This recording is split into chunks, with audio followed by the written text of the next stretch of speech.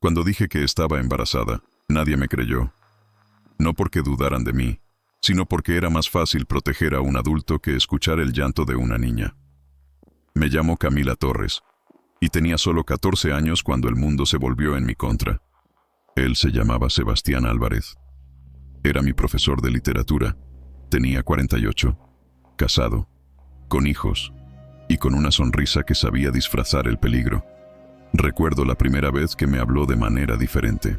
Me dijo que tenía una mente especial, que yo veía cosas en los libros que ni los adultos podían entender.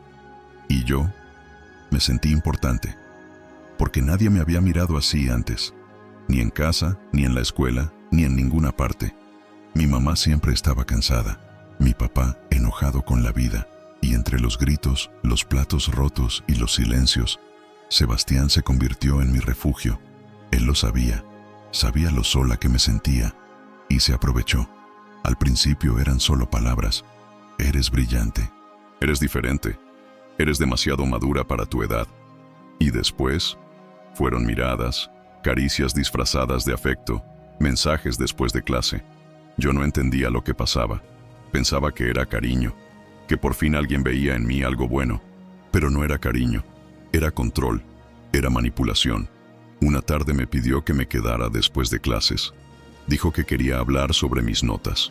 Recuerdo que el sol caía por la ventana del aula y el aire estaba lleno de ese silencio extraño que precede a algo que no debería pasar. No voy a describir todo. No necesito hacerlo. Solo diré que ese día perdí algo que nunca debería haber perdido. Y cuando todo terminó, él me miró con calma y dijo: no digas nada. Nadie te va a creer. Eres una niña, y yo soy un hombre respetado. Tenía razón. Cuando intenté contarle a mi madre, me gritó. Me dijo que estaba loca. Que cómo se me ocurría inventar algo así, y cuando el test dio positivo, ya era demasiado tarde. Mi padre golpeó la mesa, rompió un vaso, y me echó de casa por ensuciar el apellido Torres. Y yo me quedé sola. 14 años. Una barriga creciendo. Y un secreto que el mundo prefería ignorar. Voz temblorosa, con pausas largas. No entendía por qué nadie veía lo que me habían hecho. ¿Por qué el dolor de una niña no valía tanto como la reputación de un hombre? La gente no quiere justicia, quiere silencio. Esa fue la primera lección que me dio la vida. Y también la primera que decidí desafiar. Pausa. Esta es mi historia. La historia que muchos intentaron borrar. Y que hoy yo misma vengo a contar. Los días después de confesarlo fueron un infierno. Mi madre ya no me hablaba. Mi padre me evitaba. Y la casa, que antes era mi refugio, se convirtió en una cárcel de miradas rotas y gritos contenidos. Rosa, mi madre, no podía soportar verme. A veces pasaba frente a mí y murmuraba: no sé en qué te equivocaste tanto, Camila. Y yo quería decirle: no fui yo quien se equivocó. Pero el miedo pesaba más que las palabras. Mi padre, Héctor, no gritaba. Su silencio dolía más que cualquier golpe. Había en su mirada un desprecio que me atravesaba. Y cada vez que lo veía apretar los dientes, sabía que desearía no tenerme como hija. Las vecinas comenzaron a hablar. Decían que yo me había metido con un hombre casado, que era una niña descarriada. Nadie se preguntó por qué un hombre de 48 años buscaba a una alumna de 14. En el pueblo, la culpa siempre es de la mujer, aunque la mujer sea una niña. Intenté regresar a la escuela, pero la directora me dijo que no podía. Tu presencia distraería a los demás alumnos. ¿Distraería? ¿A quién? ¿A los hombres que no saben respetar? Salí del colegio con la cabeza baja, las piernas me temblaban. Y por primera vez sentí que la palabra futuro ya no me pertenecía. Sebastián, mientras tanto, seguía dando clases. Seguía sonriendo. Seguía siendo el hombre ejemplar que todos admiraban. A veces lo veía en la esquina, hablando con otras alumnas. Y el miedo me ahogaba. Intenté hablar con una inspectora del colegio. Le conté todo. Las fechas, las palabras, las pruebas. Ella me miró en silencio y dijo: Camila, sin testigos, no hay caso. No hay nada que podamos hacer. Y en ese instante comprendí que para ellos no era una víctima, era una molestia, una mancha. Una noche, cuando mi padre llegó borracho, me dijo algo que nunca olvidaré. Si hubieras sido una hija decente, ese hombre no te habría mirado. Dormí llorando en el suelo, con las manos sobre el vientre, pidiéndole perdón a la vida que crecía en mí por el mundo al que estaba trayéndola. Pasaron semanas así, hasta que un día mi madre me dejó un plato de sopa en la mesa y me dijo en voz baja: si decides tenerlo, será tu responsabilidad. Y fue la primera vez que no le tuve miedo. La miré a los ojos y respondí: ya es mi responsabilidad, pero también será mi fuerza. Esa noche, por primera vez en mucho tiempo, sentí que algo en mí se encendía. Una chispa, una rebeldía, un no silencioso al destino que me querían imponer. Voz firme, esperanzada. Me prometí que, aunque el mundo me odiara, mi hijo no nacería con vergüenza, y que mi historia algún día sería escuchada. Esa mañana amanecí con un peso distinto. No era solo el cansancio, era una pregunta clavada en el pecho. ¿Voy a vivir como si todo estuviera decidido por otros? ¿O voy a empezar a decidir por mí? Me levanté despacio. El piso estaba frío. Abrí la ventana del cuarto y dejé que entrara el aire. Por primera vez en semanas, respiré hondo, como si ese aire pudiera barrer la vergüenza que no era mía. Tomé un cuaderno viejo de la escuela. En la portada, todavía quedaban pegatinas torcidas y una palabra escrita con marcador: literatura. Lo abrí con cuidado, como si fuera un corazón que había que tocar sin romper. En la primera página en blanco escribí: hoy elijo creerme. Hoy elijo cuidar de mí y de mi bebé. Hoy empiezo a juntar mi voz. Me quedé mirando esas 3 líneas, pequeñas, pero mías. Bajé a la cocina. Mi madre estaba de espaldas, hirviendo agua. No me miró. Yo tampoco la busqué. Serví un poco de avena y me senté en silencio. Cada cucharada sabía a supervivencia. Cuando terminé, pedí algo sencillo. Mamá, ¿puedo ir al centro de salud? No me respondió. Solo dejó la taza sobre la mesa. Tomé eso como un sí. En el pasillo, mi padre me cruzó la mirada. No dijo nada. Yo tampoco. A veces el silencio es una pared. Ese día decidí que sería un puente. Caminé hasta la clínica. Las piernas me temblaban.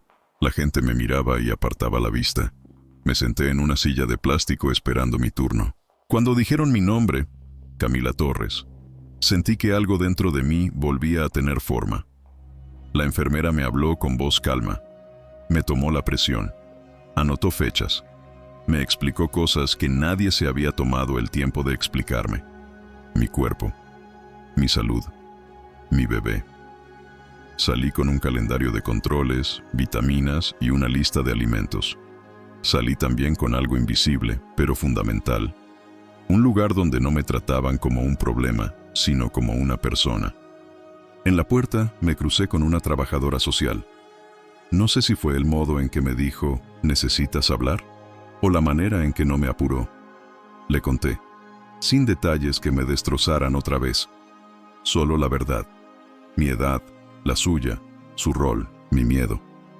Me escuchó sin fruncir el ceño, sin buscar excusas, sin culparme. Me dio un papel, números de ayuda, horarios, personas, y me dijo algo que sentí como un salvavidas. No estás sola. No prometió milagros. Me ofreció acompañamiento. Y a veces eso es más que suficiente para seguir. De vuelta a casa, el sol de la tarde caía oblicuo sobre las veredas. La ciudad parecía otra. Diferente no porque hubiese cambiado, sino porque yo estaba cambiando la forma de caminarla. En el cuarto, abrí de nuevo el cuaderno. Escribí una frase que había memorizado de un libro que Sebastián nos daba para leer. ¡Qué ironía! No está en nuestro poder controlar lo que pasa, pero sí la dignidad con la que respondemos. Cerré los ojos. Me hablé como a una amiga. Camila, no puedes borrar el pasado, pero puedes elegir que no defina tu futuro. Esa noche preparé una caja. Dentro, guardé todo lo que me anclaba al dolor. Un boletín con su firma. Una nota suya con elogios que ahora me parecían trampas. Un recibo arrugado de una librería donde me compró un cuaderno porque yo lo valía. No quería quemarlo, no quería destruirlo. Quería recordarlo sin que me destruyera. Cerré la caja y escribí en la tapa: esto no me define. En la sala, mi madre veía televisión. Me acerqué despacio. No me miró, pero no cambió de canal. Me senté en la punta del sillón, con las manos sobre la panza. La tele mostraba una escuela cualquiera, niños riendo, un maestro recibiendo un reconocimiento. La garganta se me apretó. Sin girarse, mi madre preguntó: ¿fuiste al médico? Sí, dije. Tengo controles cada 2 semanas. Asintió apenas. No era cariño, pero ya no era indiferencia. Subí las escaleras lentamente. Antes de dormir me prometí cosas pequeñas: hidratarme, comer mejor, moverme un poco, decir no cuando me hieran, anotar cada avance. Pequeñas disciplinas para sostener un cuerpo cansado y un corazón en reconstrucción. Esa madruga me despertó una patadita. Me quedé quieta, con las manos en la panza, y lloré bajito. No de tristeza, de asombro. Dentro de mí había vida, una vida que no me pedía explicaciones ni perdones, solo presencia. Voy a estar, le dije en susurro, aunque me tiemblen las piernas. Voy a estar. Al día siguiente, Sebastián apareció en la esquina de siempre, como si nada. Caminaba con esa seguridad que solo tienen quienes confían en la impunidad. Me vio. Quiso acercarse. Le sostuve la mirada por primera vez. No dije una palabra, pero mi silencio tenía una frontera clara. Conmigo no. Di media vuelta y seguí. No necesitaba escenas. Necesitaba distancia. De regreso, paré en una papelería. Compré post-its de colores. En cada uno escribí una palabra que me anclara: respirar, comer, dormir, caminar, llamar, escribir, resistir. Los pegué por la pieza: espejo, ventana, cuaderno, cabeza de la cama, pequeños faros, pequeñas luces que me dijeran, cuando me perdiera, por dónde volver. Esa tarde llamé a uno de los números de la trabajadora social. Me atendió una psicóloga. Me dio cita para el lunes. Anoté la hora como si fuera la puerta de un nuevo cuarto. Antes de que cayera la noche, preparé algo de comer para todos. No por reconciliación instantánea, sino por cuidado. Puse los platos. Mi padre llegó cansado. Se detuvo en el marco de la cocina. Me miró con esa mezcla de orgullo herido y miedo. No dijo nada. Yo tampoco. Comimos en silencio. Cuando me levanté para lavar los platos, él carraspeó: déjalos ahí, yo los lavo. No era perdón, pero era una grieta en el muro. En mi cuaderno, al final del día, sumé una columna nueva: pequeñas victorias. Escribí: fui al control, pedí ayuda, resistí una mirada, dormí una siesta sin pesadillas. Mi padre lavó los platos. Las leí en voz alta. Me parecieron ridículas y enormes al mismo tiempo. Porque la reconstrucción, lo aprendí, no sucede con fuegos artificiales. Sucede en lo mínimo. Apagué la luz. El barrio se cayó. Quedó el zumbido lejano de una televisión y el ritmo de mi respiración. Le hablé a mi bebé una vez más. No prometo un mundo perfecto, pero te prometo una madre que no se rinde. Y con ese juramento sencillo, me dormí. No como quien huye del día, sino como quien, por fin, elige vivir el siguiente. Esa semana fue una tormenta silenciosa. Por fuera todo parecía igual, pero por dentro yo ya no era la misma. El miedo se había convertido en mi sombra. No me dejaba dormir, no me dejaba respirar. Cada vez que sonaba el timbre, pensaba que podía ser Sebastián, que vendría a buscarme, a decirme que callara, a recordarme que nadie me creería, pero no vino. Y eso fue peor, porque su ausencia era otra forma de presencia. El vacío que deja un depredador es tan pesado como su ataque. Una tarde, la trabajadora social vino a casa. Mi madre se sorprendió. No entendía por qué alguien del gobierno quería hablar conmigo. Nos sentamos en la cocina. El reloj marcaba las 5 y el sol se filtraba por las cortinas viejas. Ella habló con voz calma. Preguntó cosas simples: cómo dormía, si comía bien, si tenía apoyo.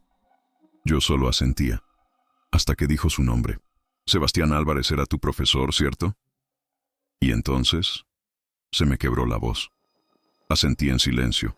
La mujer suspiró y me dijo algo que cambió todo.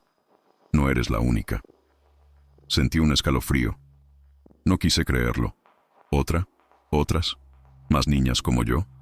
Ella me explicó que había recibido rumores, otras denuncias que nunca avanzaron. Todas iguales, todas sin pruebas, todas con miedo. Y por primera vez no me sentí sola. Había rabia, sí, pero también esperanza. Porque si éramos varias, entonces había una verdad imposible de esconder. Esa noche le conté a mi madre lo que me dijeron. No me creyó del todo, pero su rostro cambió. Por primera vez, la duda no era sobre mí, sino sobre él. ¿Y si es verdad lo que dices, Camila?, susurró. Yo no respondí. Solo le mostré mis manos temblando, mi cuerpo cambiado, mi mirada vacía. ¿Qué más pruebas necesitas? Mi padre seguía sin hablarme, pero empezó a quedarse más tiempo en casa. Escuchaba desde el pasillo las conversaciones. Ya no me gritaba, solo observaba. Y eso, en su lenguaje silencioso, era un principio de perdón. Las noches seguían pesadas, pero el miedo empezaba a mezclarse con otra cosa. Una fuerza nueva, desconocida, que me hacía mantener la cabeza en alto. Escribía mucho, cada día, en mi cuaderno. Historias cortas, recuerdos, cosas que me dolían y cosas que quería dejar atrás. Una frase se repetía como un mantra. Si me quitaron la infancia, no me van a quitar la voz. Y cada palabra que escribía era una forma de volver a existir. Pausa.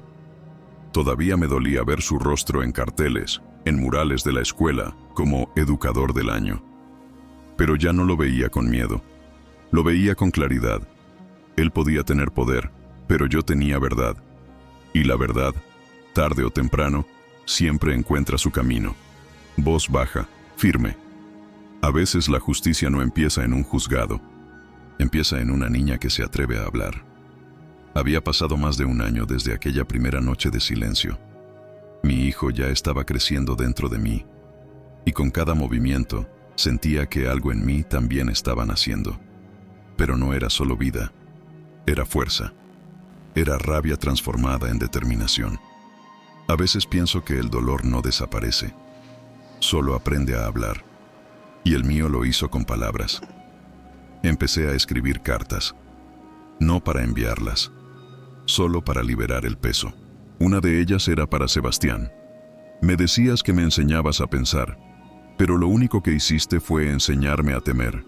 Dijiste que era madura, cuando lo que querías era justificar tu cobardía. No me robaste la inocencia, me diste la razón para luchar por quienes vienen después.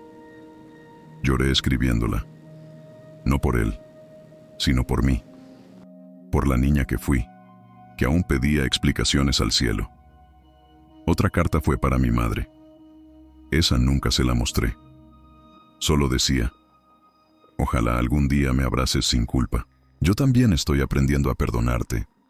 A veces, el perdón no se pide ni se da, solo se siembra, y crece cuando el corazón deja de resistirse.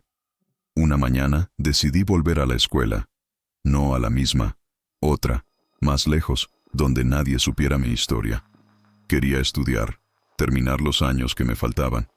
El director me miró con desconfianza, pero una profesora joven, de cabello corto y sonrisa amable, intervino. Déjela intentar, todos merecen otra oportunidad. Y así fue. Volví a sentarme frente a un pupitre, con mi panza de 6 meses y un cuaderno nuevo. Al principio me miraban raro. Algunos cuchicheaban, otros se acercaban a ofrecer ayuda. Y fue ahí donde conocí a Valeria, una chica tranquila, de ojos curiosos. Se sentó conmigo todos los recreos.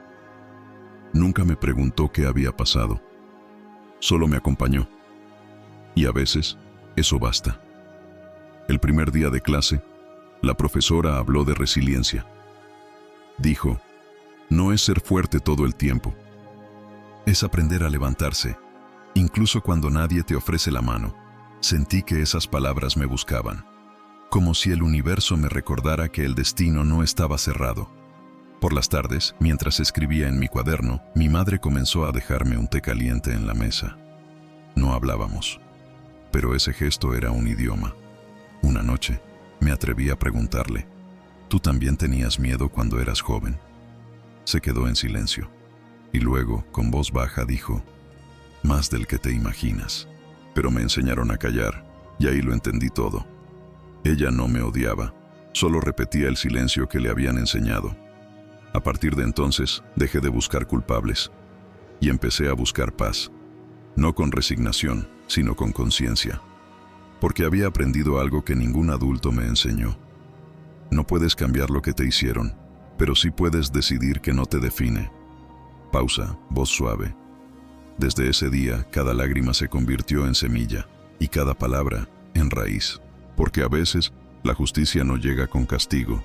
Llega cuando una víctima vuelve a pronunciar su propio nombre sin miedo. Mi hijo nació una mañana fría de junio. El hospital olía a desinfectante y a miedo. Las luces eran demasiado blancas. El silencio, demasiado grande. No estaba mi madre. No estaba mi padre. Estaba yo. Solo yo. Cuando escuché su llanto, todo el ruido del mundo se apagó. Era pequeño, cálido, perfecto. Lo abracé tan fuerte que me temblaban los brazos. Y en ese momento supe que aunque nadie lo reconociera, yo lo haría. Una enfermera me preguntó, ¿y el padre? Bajé la mirada y dije con calma, no tiene. Ella asintió sin más. Anotó algo en un papel y después, al entregarme el formulario, vi el espacio vacío donde debía ir su nombre.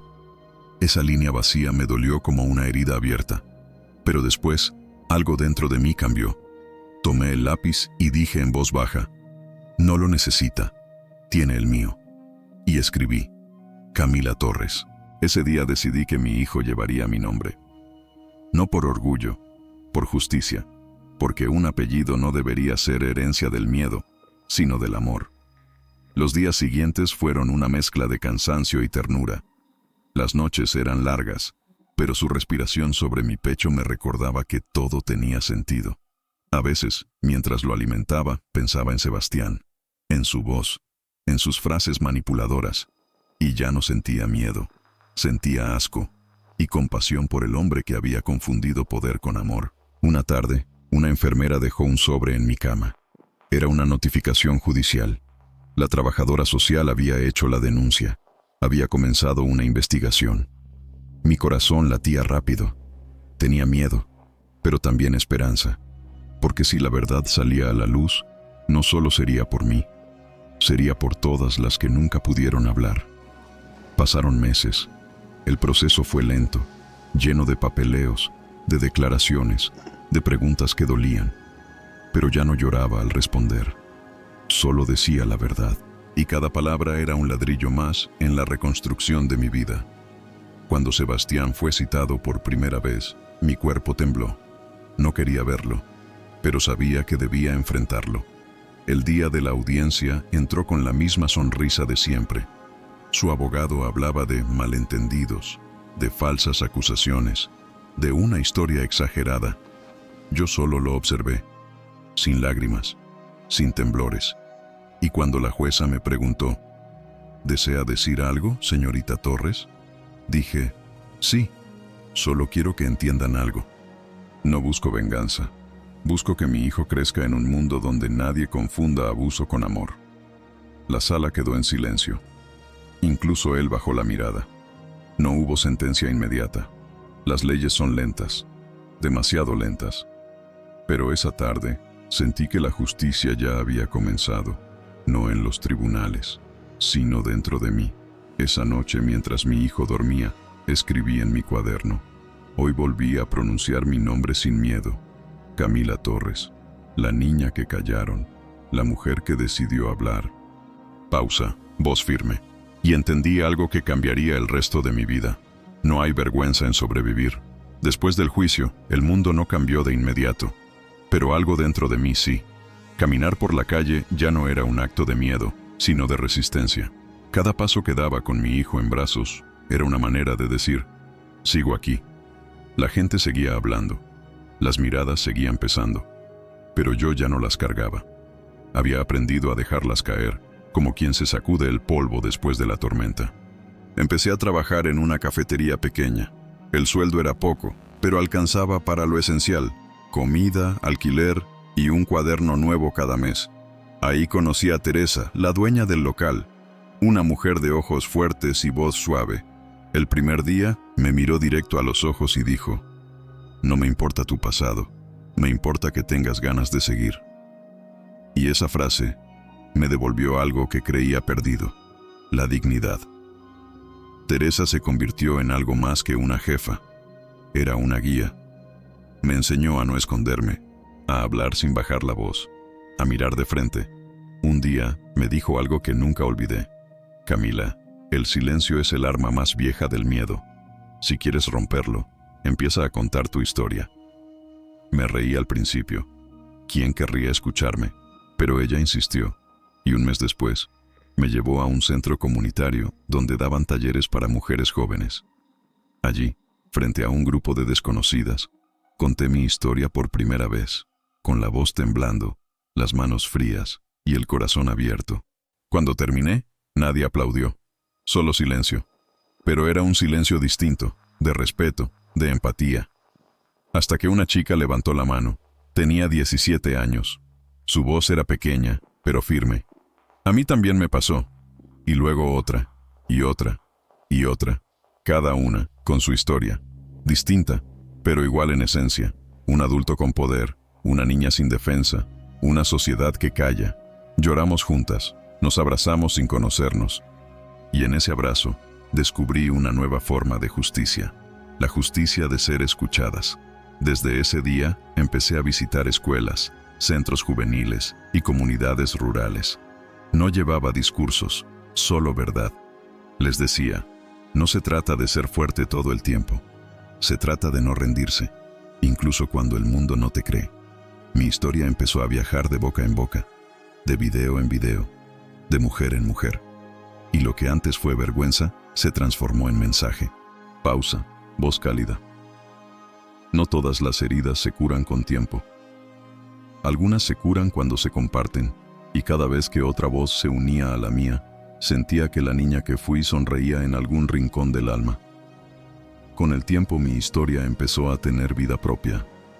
A veces aparecía en artículos, otras en conferencias, y un día me llamaron de una organización que luchaba por los derechos de niñas y adolescentes. Querían que compartiera mi testimonio, que hablara como sobreviviente. Me quedé mirando el correo largo rato. La palabra sobreviviente me dolía y me honraba al mismo tiempo, porque sí, había sobrevivido. Pero no quería que mi historia quedara solo ahí. Quería que sirviera. Acepté. El evento era en la capital, en un auditorio enorme, lleno de mujeres, madres, hijas, abuelas, estudiantes. Algunas me miraban con ternura, otras con rabia, pero todas escuchaban. Cuando subí al escenario, las luces me cegaron un segundo. Respiré hondo y toqué el micrófono.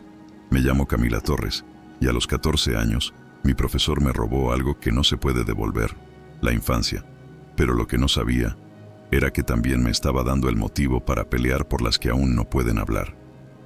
El auditorio enmudeció. Algunas mujeres comenzaron a llorar. Otras me aplaudieron con los ojos. Seguí hablando. Conté cómo había sido enfrentarlo, cómo había criado a mi hijo sola, cómo había perdonado sin olvidar. El perdón no es un regalo al que te hizo daño, dije. Es la forma de no seguir cargando su sombra. Cuando terminé, la gente se levantó. No era un aplauso común, era un rugido colectivo, como si cada palma que golpeaba fuera una herida cerrándose. Al bajar del escenario, una niña de unos 13 años me abrazó. Temblaba y me susurró al oído: «Gracias, ahora sé que no fue mi culpa». Esa frase me rompió y me sanó al mismo tiempo, porque entendí que mi voz había llegado justo a donde debía, al corazón de una niña que necesitaba escuchar que no estaba sola. Desde ese día, seguí viajando, contando mi historia, formando parte de campañas, enseñando a otras mujeres a reconocer las señales, a pedir ayuda, a no callar. A veces, en los talleres, las adolescentes me preguntaban si aún tenía miedo, y siempre respondía, sí, el miedo no se va, pero ya no me controla. Hablar se convirtió en mi forma de sanar, y escribir, en mi manera de recordar sin sangrar. En mi casa, sobre el escritorio, todavía guardo el cuaderno de aquellos años. Las páginas están arrugadas, manchadas de lágrimas, pero cada línea cuenta la historia de cómo aprendí a respirar en medio del fuego. Una noche, mi hijo, que ya tenía 8 años, me vio leyendo ese cuaderno. Se sentó a mi lado y me preguntó, ¿por qué lloras, mamá? Le sonreí entre lágrimas y le dije, porque recordar también es otra forma de agradecer. Él me abrazó y con ese gesto entendí que el círculo se cerraba, que la niña que fui había encontrado refugio en la madre que soy.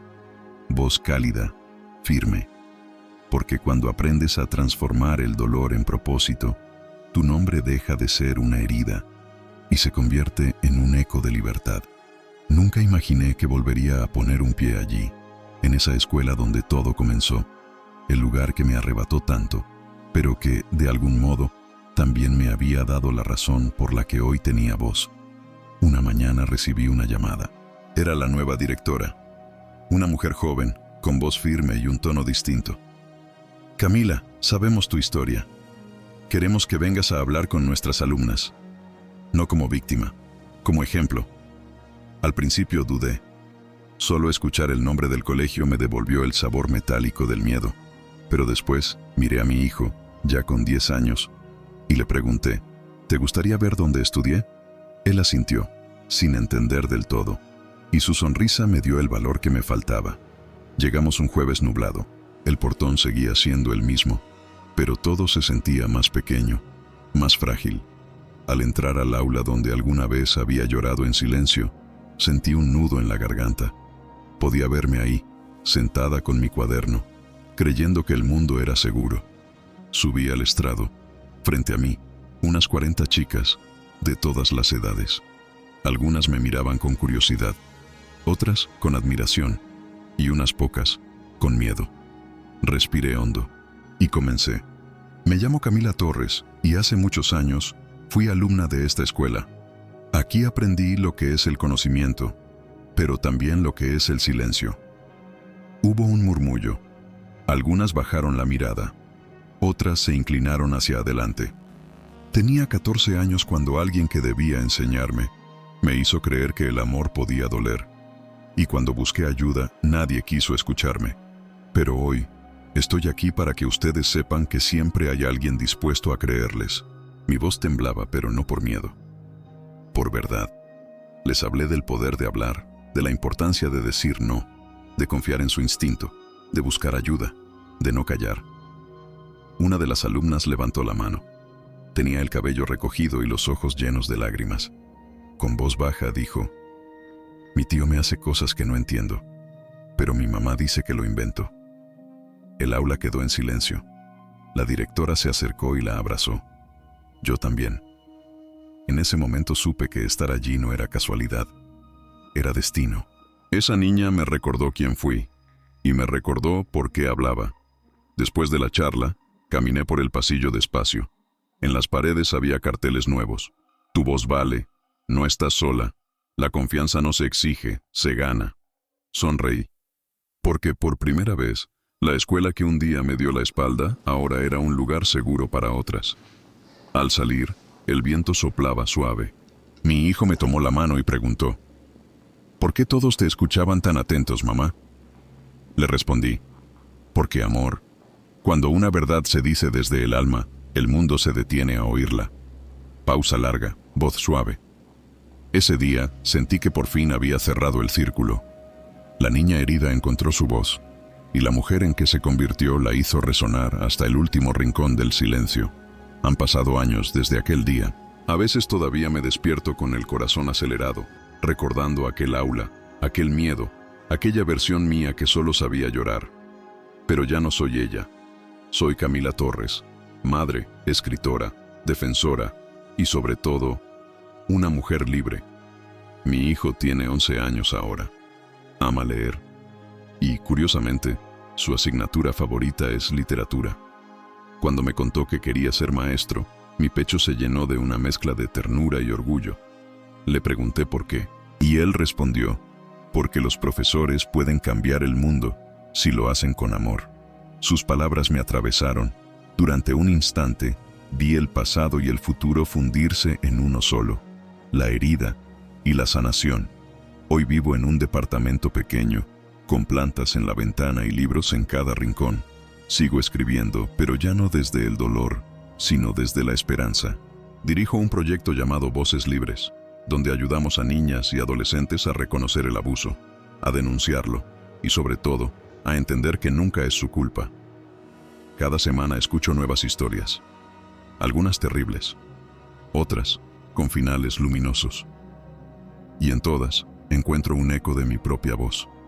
A veces, cuando me invitan a entrevistas o conferencias, me preguntan, ¿qué le dirías a Sebastián si lo tuvieras frente a ti? Y siempre contesto lo mismo, nada, no le debo palabras. Mis logros son mi respuesta, porque aprendí que la verdadera justicia no siempre está en los tribunales.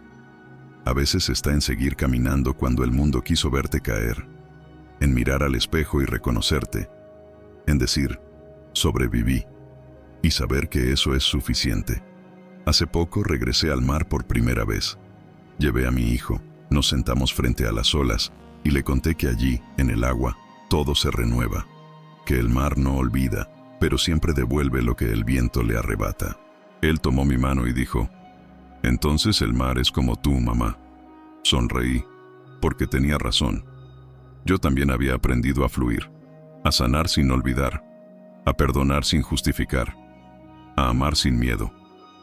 Esa noche, mientras las olas cantaban, miré al cielo y pensé en todas las Camilas del mundo, las que callan, las que lloran, las que aún no saben que tienen alas. Y quise decirles, no eres lo que te hicieron, eres lo que decides hacer con eso.